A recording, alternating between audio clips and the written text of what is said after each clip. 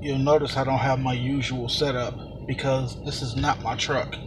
It's weird being in a different truck. Like this one obviously is the superior truck. Don't get me wrong. It's got power locks, power windows, like it's a better truck. But it's just not my truck, you know? I'm used to my truck. I get to work and I'm used to things being a certain way. I'm a creature of habit. So my whole game was thrown off today when I was given this truck. And actually, there was something wrong with this truck, so it had to go in to the shop. So they took my truck. So at 5 o'clock, which is in about 15 minutes, somebody's going to show up. We're going to swap trucks out, and I'll be back to my business as usual. But and then I'll go get something to eat. I don't want to show, I want them to show up and I'm sitting here eating. It's tacky.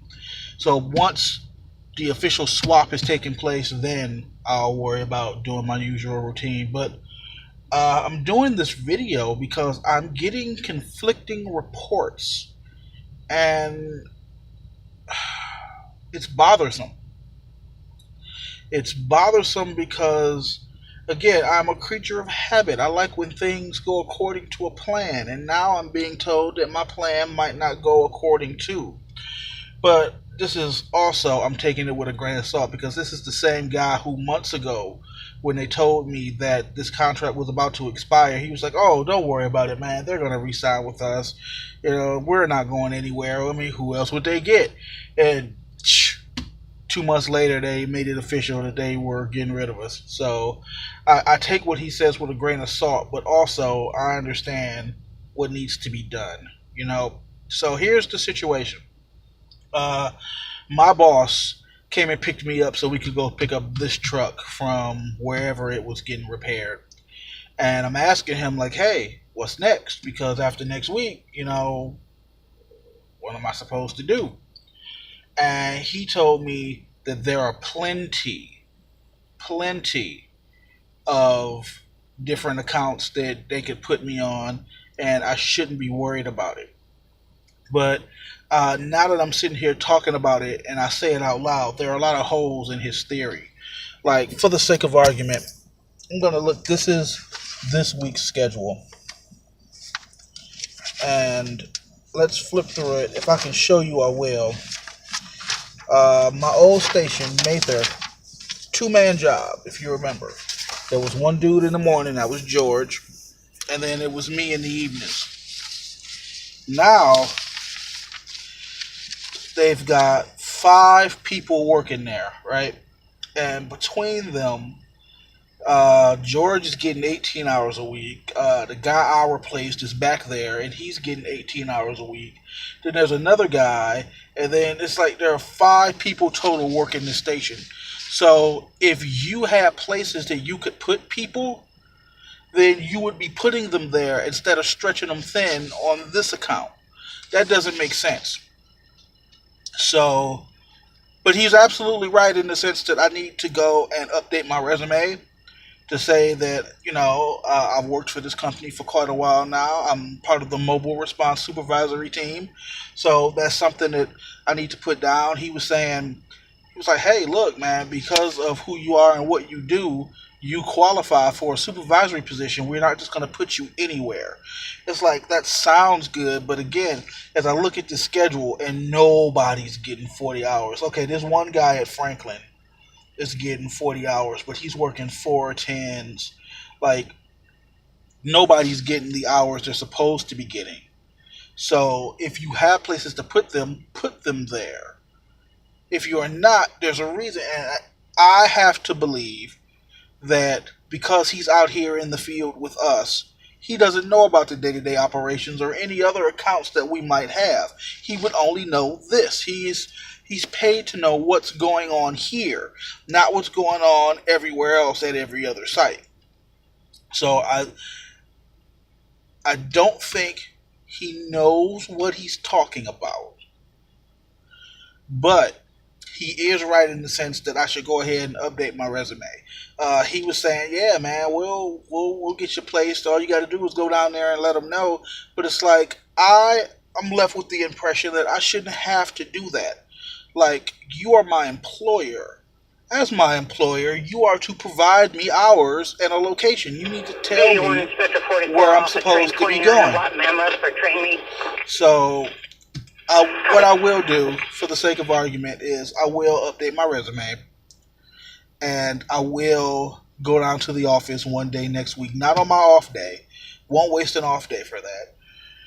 Maybe on Monday, I'll just leave a few hours early, like really early, to go over to the office and drop off some papers and say, hey, look, I haven't heard anything from anyone.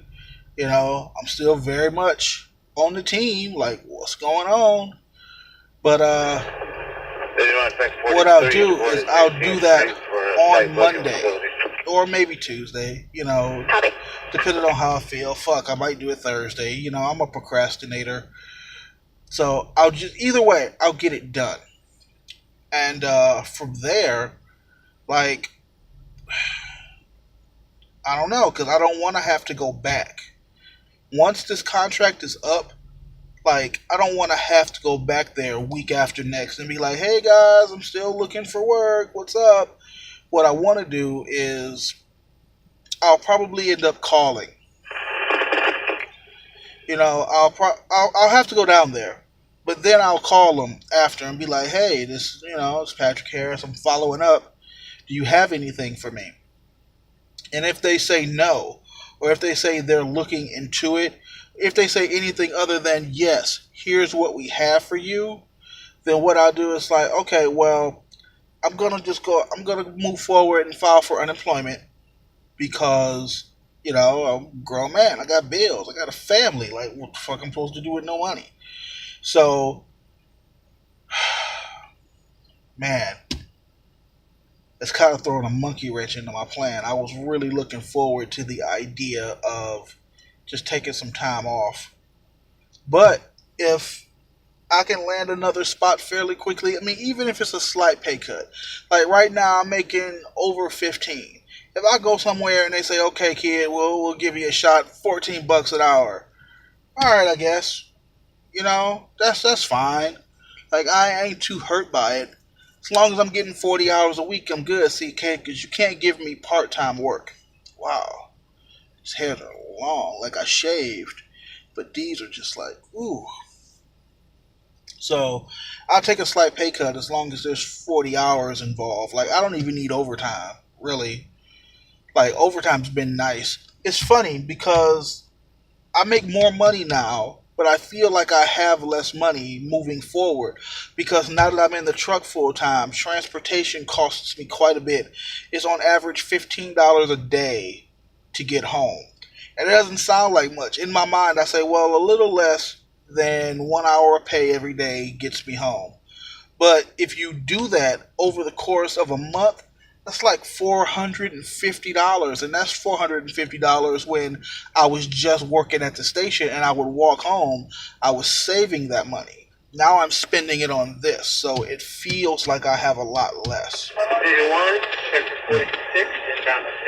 So that's my plan. Let's recap because I'm a creature of habit and I need to have things spelled out. This, I don't care. See, look at that. Even the ceiling is cleaner. Like, wow. That's so weird. So, to recap, and this little hair, it's really, and it's gray too. That's what's messed up is I'm old and gray. I got gray in my beard. Wow. So to recap, sometime over the weekend, it's the weekend now, I'm going to update my resume. And then one day next week, that's not my off day, before I go to work, go down to the office, drop off this paperwork and say, hey, I'm still here. I'm still a mobile supervisor. I'm still out here doing it for y'all. And I need to know what's coming up next. So at least I'm on their radar, you know? And then, according to him, anybody in the office who not necessarily aware of who I am will call people who are aware of me, which would be him, my direct supervisor at the time. Then there was Waterbury and Major Farrakhan. Can't make these names up. Waterbury and Farrakhan. Sounds like an odd sitcom from the '90s. The Adventures of Waterbury and Farrakhan. Like, it's like a little frumpy white guy and like a Black Power Malcolm X kind of dude. That's anyway. Wow, I got sidetracked. So I don't expect them to have anything for me, but putting my name out there, like, cause in a perfect world, I would love to just go right back to work. I really would. That would be ideal for me. But also, oh my God, it would be so nice to just get a week or no months. I had forecasted about a month, you know, a month or two, just to chill and get my shit in order. If that doesn't work out that way, that's fine because that's what adults do. Grown ups move forward. Grown ups have other shit to do. You know, so we'll see how it goes. But I don't imagine he knows very much. I don't imagine that he knows. Oh yeah, we've got all of these other contracts. It's like, nah, dude. I'm not buying it. I'm not buying that. Suddenly we've got all these openings, but we've got guards up to Wahoo who are just like, I don't know who R. Brown is, but he got 6 hours this week. And then we've on Sunday, which is tomorrow, to cover a shift. Everybody's off except for guard 34, but he's only working 2 hours at a station. Like, really? I go over the schedule and it doesn't leave me very encouraged that we have a lot of openings available. So, still, I'll do my due diligence. I'll do my part to make sure that it go, and then we'll see what happens.